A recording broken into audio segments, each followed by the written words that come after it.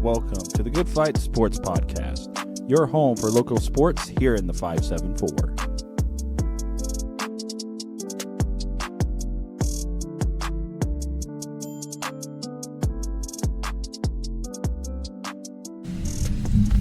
All right, so I got Brady and I here now. Yep. Steve and Keith had to leave really quick. I wanted to cover local stuff with Brady because Keith wasn't from the area, so he wouldn't understand anything here. So this happened a while ago, all the way back in June. So this is over a month old. But Penn baseball and softball, if you haven't seen it, you're going to hear it. All right. So Penn baseball repeated as 4A state champions back on June 17th. Defeating Center Grove 2-0. Oh, yeah. Pitcher Adam Lehman for the Kingsmen went 6 innings, gave up 3 hits and 4 walks, but had 10 Ks and threw 105 pitches in the game. Wow. Yes. That is... And then Dawson French came in the 9th, on the 7th, to close the game and had 2 Ks and gave up only 1 walk. But 105 pitches in high school. High school, they're just 7-inning games. Yes. Right. 100. That's professional. Professional pitchers throw that many pitches in 9 innings. Well, nowadays it could be 6. It could be 6. It just depends on the team you're playing and the lineups. But that is a ridiculous amount of pitches for 7 innings in high school. And he was the only one to pitch then, I'm guessing, because it was... They had one other person come in, their closer, Dawson French. How many did he pitch? Just 1 inning. Just 1 inning? Just 1 inning. Wow. So 105 pitches in 6 innings. That's and the score was really low. It was 2-0. 2-0. So that means there's a bunch of foul balls. There's got to be. Right. I mean, right. There must have been... That's ridiculous number. And only 4 batters got walked, and he only gave up 3 hits. So he threw a 2-0 3-hitter. That's crazy. And struck out 10. Yeah, you won't see that again for a while. I don't think that's not something you're going to see. No, exactly. So this is a 6th title for Penn baseball, and their first back-to-back. Second time that a team has won both the baseball and softball state titles in the same year since 2004 when New Palestine did it. If you didn't know, but Penn softball won the state title against the number 1 team in the state and the number 3 team in the whole country. So that was that. What was the number 1 team in the state? Was it one of Indianapolis? For softball? Oh, what was the number? Ron Colley. I have no idea who else was on there, but I know the number 1 team in the state was Ron Colley for softball. Okay.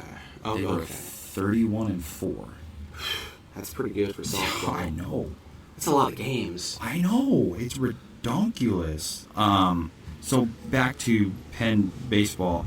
During the state title run, the Kingsmen posted a .29 ERA. That's amazing. And holding opponents to a 1.44 batting average. That is, Do you have the on-base percentage? I do not. Because, wow. I mean, that last game they had, 4 walks? I mean, see, as a baseball player, batting percentage matters, of course, don't get me wrong. Exactly. But on-base percentage overall, I think, is a little, it's almost more important, I would say. I mean, having base runners, you score games that way. But that's a really good ERA overall for a team, especially a high school level team. I mean, having, a couple pitchers that, you can be reliable on. 105 pitches in one game. That's reliable. I mean, for 4 walks, and he had how many strikeouts? 10 Ks. 10 Ks. I mean, that's a great pitcher right there. Right, that's someone you need. And their starting pitcher, Adam Lehman, pitched in 26 innings. This is a whole state tournament. Yeah. Pitched in 26 innings and had a .54 ERA. That's wow. That reminds me of almost. And went 4-0. Man, that reminds me a couple years ago in professional ball. A couple pitchers had ERAs that were stupid like that. Mm-hmm. You know, because for a while they were kind of doing the whole not load management, but where Right. you play and then I'm tired, my ankle's tired or whatever, and they don't play. But this is high school level. They play. Exactly. It's not like they just do stuff like that to pad the numbers. I mean, they're just playing baseball. Right. Well, and granted, they're not playing 4-game series back-to-back and True. stuff like that. I mean, they're playing maybe a back-to-back here and there, but even then, the pitchers are young.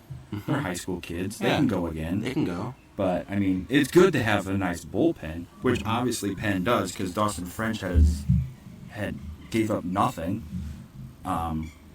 ERA-wise and pitched in 15 innings and had 2 saves. Yeah. Now, obviously, this is a different stat line because he came in and was more as a closer than a starting pitcher. But even then, even if he was a starting pitcher, he's giving up no hits. So it's one of those, it's like you have 2 good pitchers, you're good. The Penn organization, I mean, I feel like they're always going to be a great organization for sports. I mean, their football's pretty good. Mm-hmm. Basketball's top notch. Top notch. Their girls basketball's top notch. Basically anything. Any sport. Yeah, mm-hmm. I don't personally know any sport there that they're really bad at. Mm-hmm. I don't know their soccer really, but their girls soccer team a couple of years ago was the number 1 team in the country. Really? Yeah. Wow. And that was back in 2017, 2018. They had a run of 24 games in a row.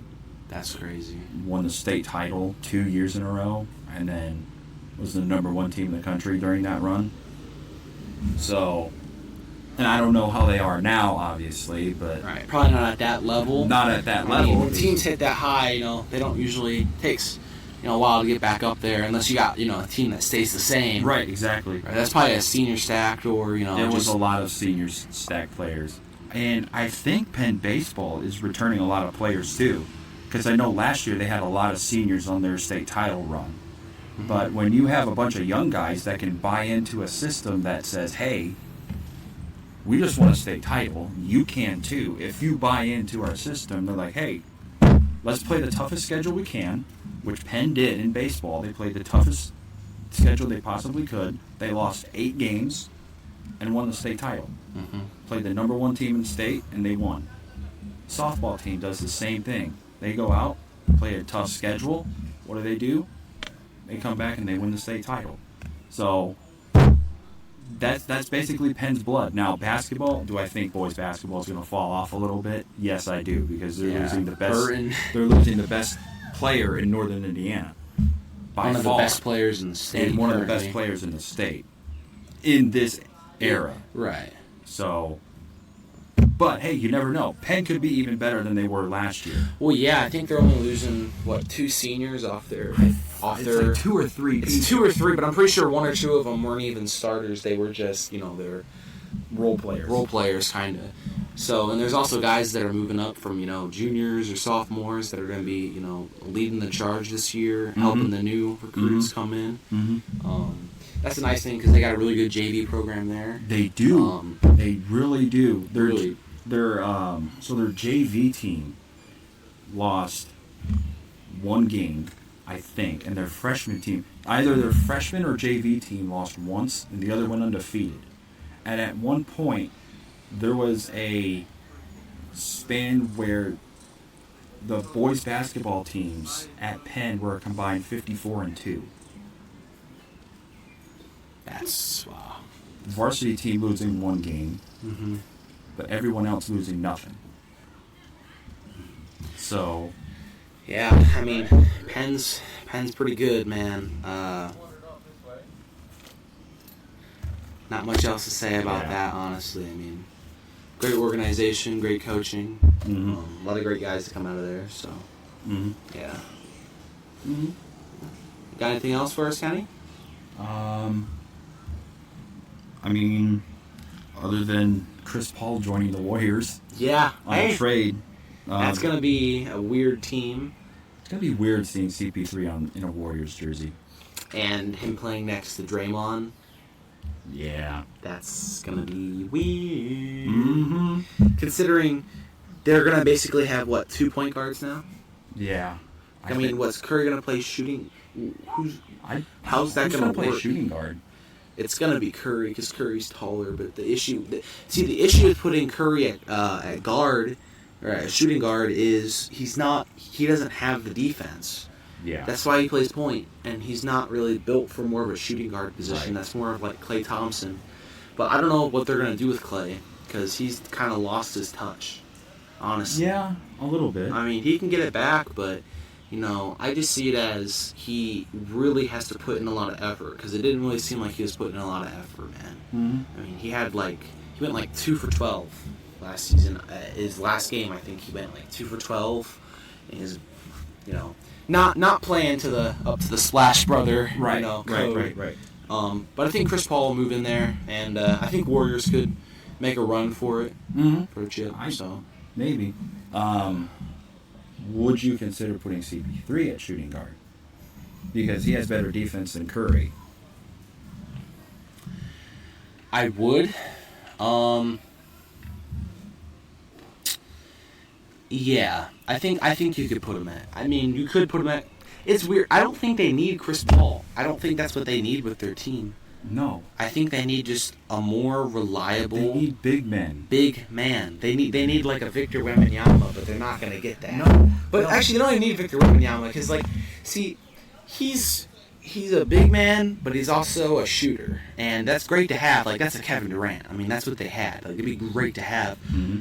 But they need a Brook Lopez, man. They need someone tall that can get down in the paint. Might not be the fastest player, but you're going to get a lot of rebounds. On a few threes that your team misses, you're going to get a rebound, and you're going to go take another shot where they're going to get 2. Mm-hmm. I mean, it just comes down to having a more athletic team than the other team. Right, exactly. It's high time that the basketball in general goes back to the old school days of Big teams man not era. shooting threes and relying on going inside out to play. Because right now, basketball is played as outside in. No one wants to go inside. Everyone wants to be like Steph Curry and shoot threes. Not saying that Steph Curry was bad for shooting threes or whatever. That's his game. But everybody wanted to be the like league's Steph going Curry. to change, especially with Victor coming in, because he can do everything. Mm-hmm. You got a player that can shoot, dunk, and he can shoot from anywhere on the court and make it. I mean, he's proved that. He has amazing blocking skills. His wingspan is ridiculous. It's like Kevin Durant. It's actually better than Kevin Durant, I'm pretty sure. It's like another 2-3 inches, because he's 5-6 inches taller than Kevin Durant or something. I don't know. Which Kevin Durant's defense is pretty good, I would say. I mean, overall for the size he is. I mean, 7 foot tall. I mean, well, technically not registered, Right. but he is. This next, I'm definitely gonna be looking forward to watching this season of basketball. It's gonna be a good season to watch. So, It is. Yeah. Well, I got nothing else. I got nothing more. All right. Well, if this sounds good, you're going to be listening to it. Good enough. Yes. If it sounds good enough to put out, you're going to be listening to it. So for Brady, this is Kenny signing off. So long. Have a good day. Good night, everyone.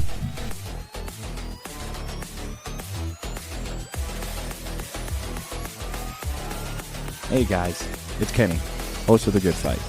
We hope you enjoyed the episode. If you want to hear more, you can check out our website at thelugnutspodcastgroup.com for all information related to the podcast and where to listen to us. You can also follow the Patreon page for exclusive benefits for the show. Join us next time for The Good Fight.